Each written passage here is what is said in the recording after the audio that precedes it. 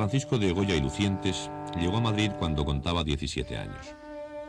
Procedía de Zaragoza, de una aldea con menos de un centenar de habitantes, llamada Fuentetodos, y de una familia empobrecida. Su padre moriría sin testar por no tener de qué. Al llegar a la villa y corte, el joven Goya solo tiene una pretensión, tan sólida y nítida como el acto de fe que traducen las cruces y las invocaciones a Dios y a los santos con que a lo largo de su vida encabezó todas sus cartas. Quiere ser pintor y no otra cosa. Francisco de Goya quiere pintar y está dispuesto a todo con tal de no verse sujeto por cualquier otra obligación. Para ello, cuenta con una tenaz facultad de adaptación y un talento capaz de asimilar rápidamente cualquier imposición estética, aunque en su fuero interno la odie o la desprecie. Las escuelas francesa e italiana se disputan en Madrid la hegemonía pictórica. Antonio Rafael Mengs impone su gusto y Francisco Valleu es el más firme cancerbero de sus inflexibles convicciones.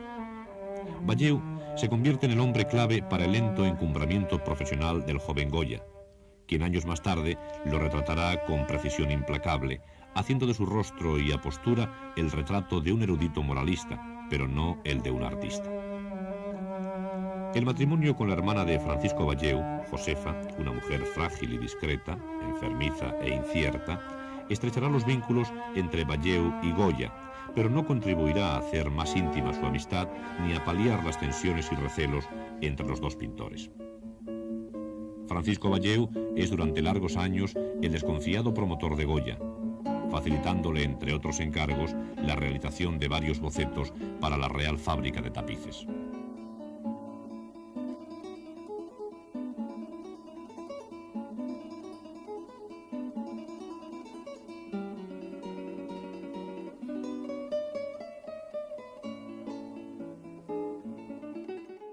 El motivo escogido para el ingreso en la Academia es un Cristo crucificado, que bajo la dirección de Valleu se convierte en un lienzo blando y desangelado, tan cercano de las exigencias académicas como distante de la fogosidad goyesca.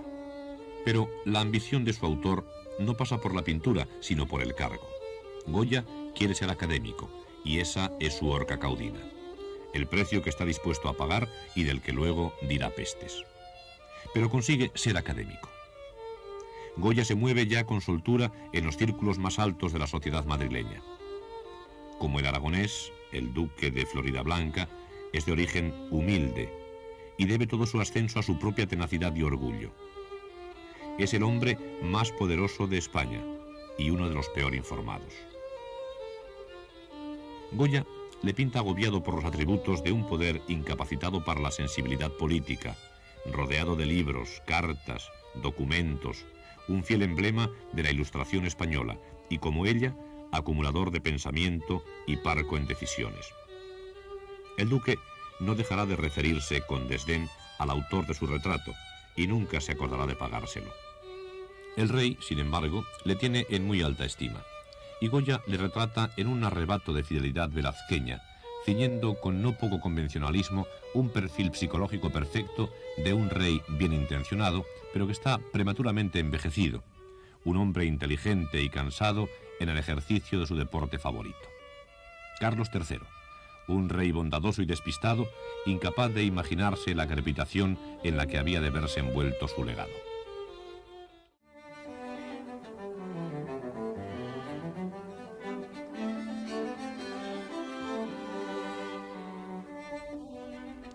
Amparado en la generosidad de sus protectores, en una clientela creciente e igualmente protectora, y en un portentoso dominio de los recursos técnicos, Goya pinta con una libertad desconocida hasta entonces. El prendimiento de Jesús es un pequeño lienzo en el que la vibración y el impacto del color imponen el triunfo de la materia sobre el perfil, prácticamente inexistente. El dibujo desaparece y la pintura se manifiesta en todo su imperio, a golpes que descubren las oquedades y el misterio de una peripecia estremecedora. Cristo es un brochazo de blanco. Los rostros son impactos de color.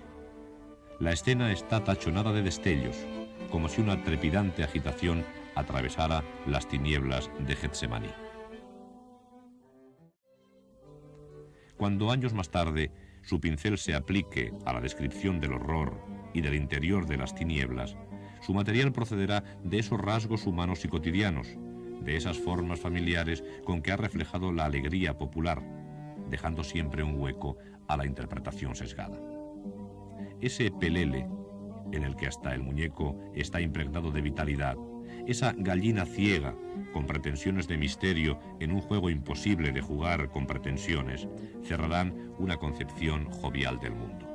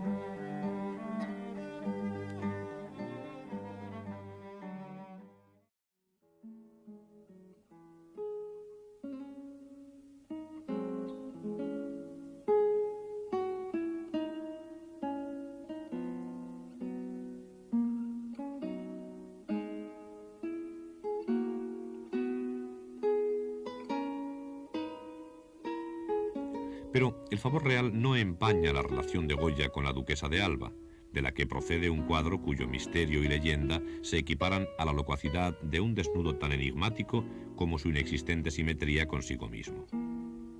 La pasión amorosa de Goya ha alcanzado su cénit y a partir de aquí se verá invadida por las sombras que arroja la muerte. Es la conclusión altiva de un hombre enamorado. Varios años antes de conseguir el anhelado triunfo, una tarde de julio de 1781, con ocasión de una sesión solemne de la Academia, Goya conoce a Gaspar Melchor de Jovellanos, cuando el político no es sino un principiante en el mundo de la intriga palaciega y en la pugna a favor del progreso y de las luces. La huella del ilustrado es silenciosa pero inmortal. En una carta de Jovellanos al pintor, se le dirige como a don Francisco de Goya, y así comienza el aragonés a pintar sus cuadros. Tras haber retratado repetidamente a los reyes, la familia de Carlos IV es el cuadro que Goya afronta con la responsabilidad de quien tiene ante sí la obra más importante de su carrera. Con toda una tradición a sus espaldas y la idea velazqueña fija en la mente, Goya realiza un cuadro abrumador y desconcertante. Ante semejante lienzo palidecen la biografía, la crónica histórica, el análisis psicológico y el libelo. Aquí, ni la luz, ni la composición, ni el trazo perdonan rasgo ni significado alguno. Alrededor de los personajes se ordena solo el vacío, como si el pintor hubiera sorprendido el ensayo de un espectáculo amañado y atravesado de sospechas y pensamientos impronunciables. Es una extraña composición de unidades definidas y complejas en sí mismas.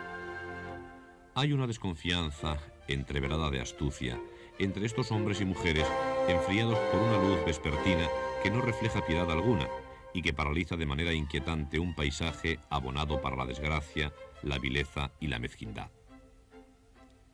Junto a la altanera, elusiva y recelosa postura de la reina, y separada de ella por don Francisco de Paula, el rey posa con una serenidad modesta de buena y despistada persona, como el hombre que era, según Luciano Bonaparte, generoso y confiado, demasiado confiado porque juzga a los demás por él mismo.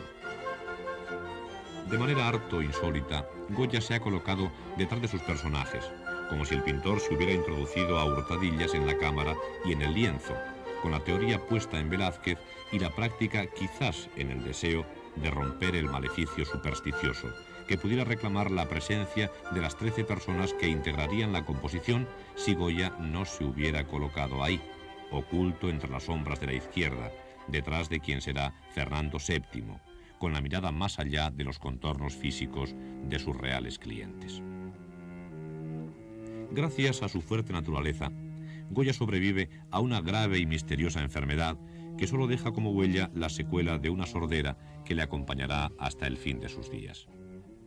Entre esa enfermedad de origen tan desconocido como la índole de su verdadera naturaleza y los violentos sobresaltos del amor, los celos y la muerte, surge un mundo visionario, grotesco, poderoso y crispado, en el que la plenitud del color y el vigor de los contrastes implican unas atroces sugerencias. La guerra se apodera del país mezclando la lucha contra el invasor con el combate civil entre las ideologías. Los colores dejan de estar al servicio de la descripción estática y se alían con el vértigo de las masas trabadas en una lucha recorrida por la desesperación y la ciega degollina. Los cascos de los caballos patinan sobre las losas y la luz descubre colores violentamente inauditos en las carnes. Hombres como Moratín, Iriarte, Meléndez Valdés constituyen la médula intelectual del entusiasmo ilustrado que la revolución logrará suscitar en una minoría a la que Goya pertenece. Pero, en el caso del pintor, la compleja ambigüedad de quien sospecha de toda ilusión política se añade a la visión del sanguinario empeño que puede ocultarse tras cualquier ideología. En Goya, el fatalismo corroe toda esperanza.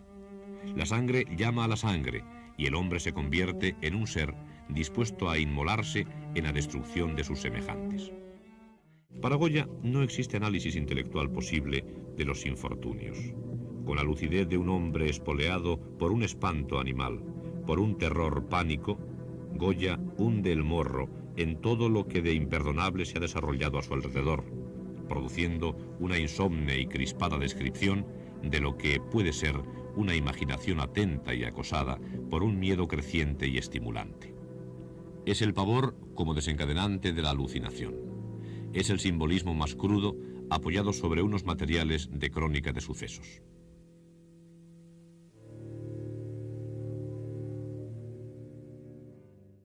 La esperanza solo recupera un resquicio de luz en los años postreros del exilio voluntario en Francia, cuando pinta a Juan Bautista de Mugiro, un exiliado como él, y firma su retrato con un destello de orgulloso pundonor. Por su amigo Goya, a los 81 años en Burdeos, mayo de 1827.